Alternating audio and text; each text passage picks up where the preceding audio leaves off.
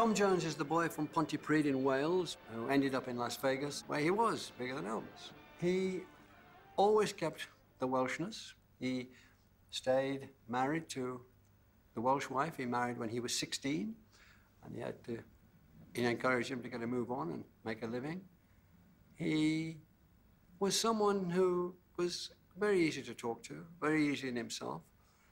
At the time, the South Bank show was thought to be, well, you're fishing a bit widely if you're having pop singers in, but we'd always had this idea that the arts were a spectrum. You know, it went from popular music to classical music, and in every other area, from television drama to West End drama or National Theatre drama. It wasn't a pyramid anymore, well, not the way we did it anyway. It was charming to interview, very forthcoming, quite funny, and then there's the voice and the impact it had on the audience. So there's Tom Jones. The old hometown looks the same as I step down from the train, and there to meet me is my mama and papa. Down the road I look, and there runs Mary, hair of gold and lips like cherries. It's good to touch the green, green grass of home. Yes. Can we begin at the beginning? What was it like being brought up in Pontypridd? It was great, because Pontypridd is not really a city, but it's not a village either, so it's sort of in between. A lot of hills around there, so it's great for kids. Green grass of home.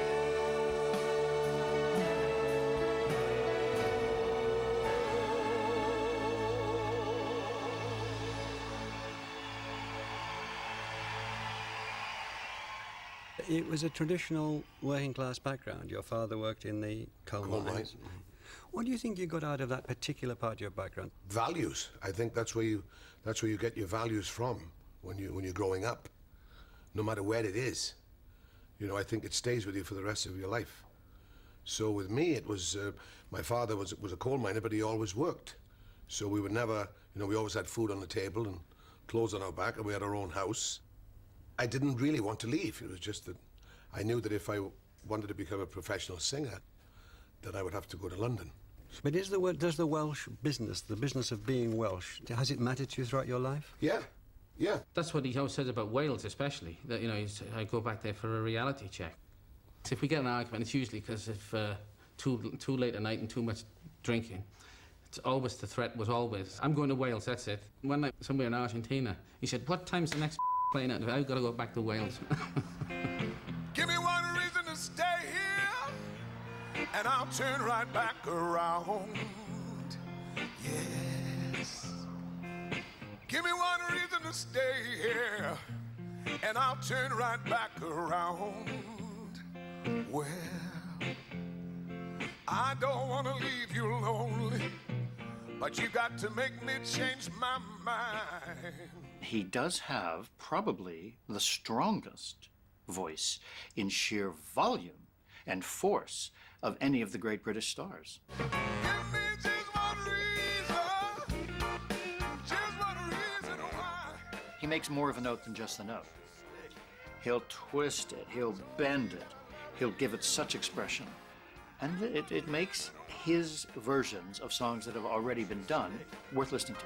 I told you that I love you, and there ain't no more to say. No, no, no, no, no, no, no, no, no, no. You started performing very young, as I understand it, very young indeed. Well, in South Wales, most people sing. And all my cousins sang, because they always say, well, we all sing, you know. You know, we can all sing. Not just him. That's exactly. Which they can. You know, it's not, you know, he's not the only one. So then they were asked, was there any difference? You know, what was the difference? And my one cousin, she said, well, the difference between, you know, when Tommy got up to sing as opposed to when we did, he had to get on the table. Must have been quite a tolerant mother to let you stand on the table. Well, you know, that was it. And I would get it, apparently, my mother says, I can slightly remember it, but when I was very small, I would get up into the window, because that's where the curtains were, you know, the drapes. So that was the only sort of thing that looked like a stage with curtains. So I would get up there and pull the curtains, and I'd say to my mother, when she would be cleaning the house, you know, introduce me. And she'd say, to who? There's nobody here. She'd say, I'm busy, I'm cleaning the house. I said, Mum, you've got to introduce me. So she'd say, okay, because Tommy Woodward, my last name is Woodward. So she'd say, ladies and gentlemen, and now here he is, Tommy Woodward. And I, you know, pull the curtains back and jump out onto the floor and start singing, you know. But that was it. I mean, I always wanted, it was there right from as far back as I could. You were ill, you got TB, and that knocked you out for a year, 18 months. Yeah, two years altogether. Yeah. I learned to appreciate life. You know, the appreciation for just walking down the street, because I couldn't do it. So I would look out the window, or I could stand on the front door sometimes when I was getting a little stronger, and I would see the kids going up the mountain to play, you know, up the hills. And I thought, my God, if I could just go up there, or if I could just walk to the end of the street. Yeah.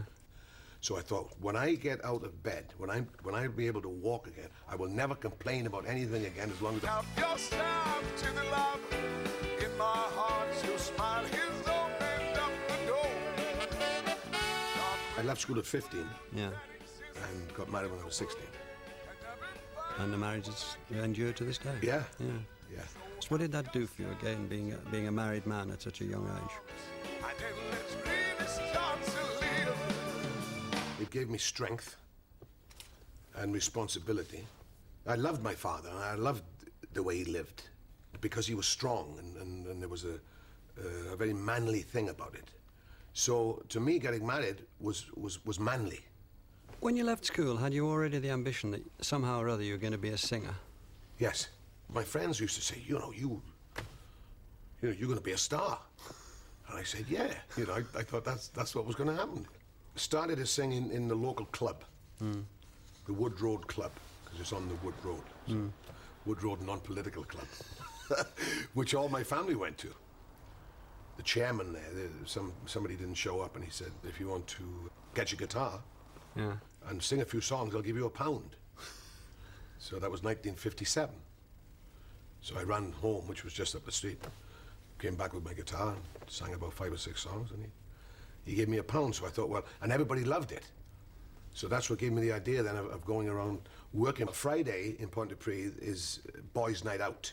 So the bass player, who was a friend of mine, came to seek me out. He said, would you come to the YMCA? Could you come up and sing a few songs, because our singer hasn't shown? I said, the YMCA on a Friday night?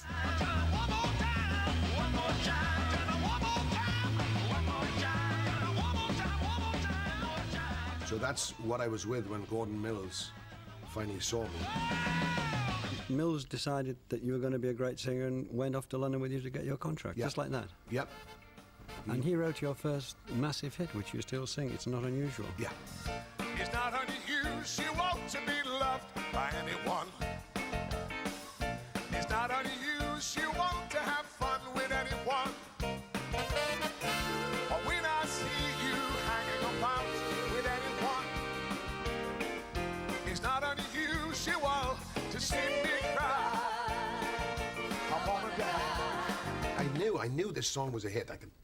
I could smell it. I mean, but men loved the way I sang and still sing, but women saw more than that. I didn't think it would change me. Yeah. Because I was happy with myself. You know, I wasn't. I think when people change, when they become famous or they become successful, I think that they were like that before, but they couldn't show it. Yeah. You know, they couldn't get away with it because somebody would give you a slap.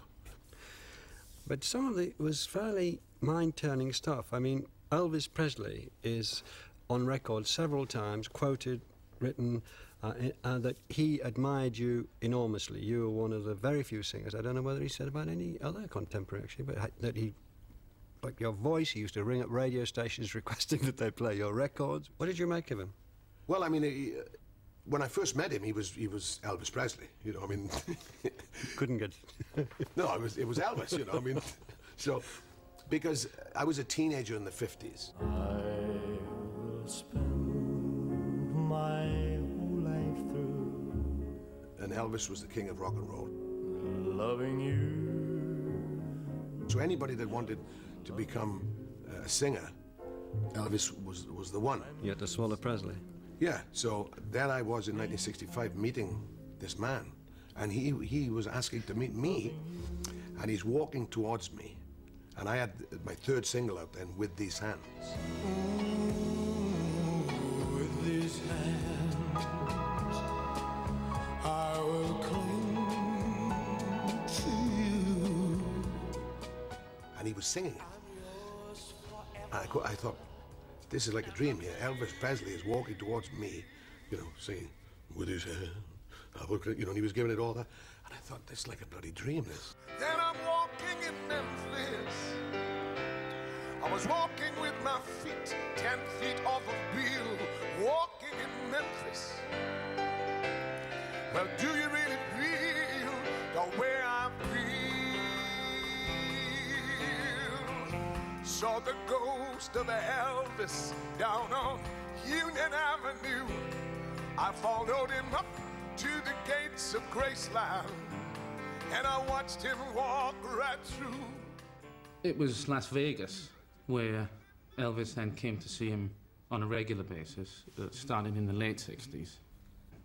But then Elvis was coming so often, whenever he did come, it would be an all-night thing. So it became so routine, it would be like, it's Elvis again, you know, which is...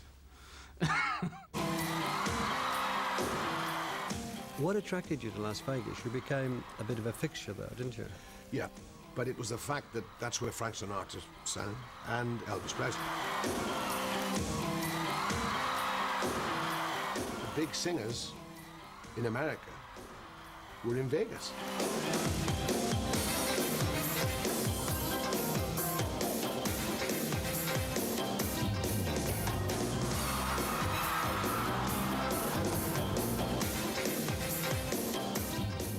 The problem with it is, people then think, oh, he's become a Vegas performer.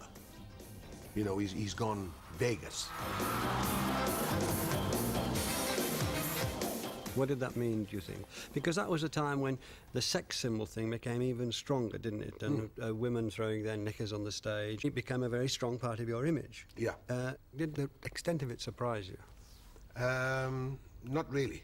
Did you play to it just a bit, or...? Oh yeah, of course. You know, you if something works, you know, I mean, if it works, don't try to fix it. You know, you have to get on with it. Now don't get me wrong, ain't gonna do you no harm. No. This bomb's for loving, and you can shoot it far. I'm your main target, come and help me ignite. Love struggle holding you tight. Hold me tight. Tom, to his credit, always adapted to his career situations. This is one of his amazing strengths. I really can't stay. But baby, it's cold outside. I've got to go away. Oh, baby, it's cold outside. This evening has been hoping that you drop so very nice. I'll hold your hands. They're just The Reload album was not just a comeback, it was a reinvention. And the credit goes to his son, who'd become his manager. The truth is, obviously now that he's older even, is that he's a great singer. And it was to try and, there wasn't, the only change I thought needed to be made was that the emphasis goes more on the, the God-given ability that he's got. Want some whiskey in your water, sugar in your tea. What's all these crazy questions they're asking me? This is the craziest party that could ever be. Don't turn on the lights, 'cause I don't want to see. Mama told me not to come. Mama told me not to come. She said, that ain't no way to have fun. We say about comebacks, I could say, you get an award for comeback of the year. Say, well, what comeback? I never went away. You still sing numbers like Green, Green Grass of Home and Delilah, and It's Not Unusual. You've sung those for nearly 40 years now. Yeah. How do you keep them fresh, coming at them again? The audience does that. Yeah. You know, it's great to do something that the audience wants you to do, and So you get the applause before you sing? yeah, soon as Delilah sings, bam, bam, bam, bam, bam, soon as it starts off, you get applause. I saw the light on the night that I passed by her window. I saw the flickering shadows of love on her blind. She was my woman. As she deceived me, I watched and went out of my mind.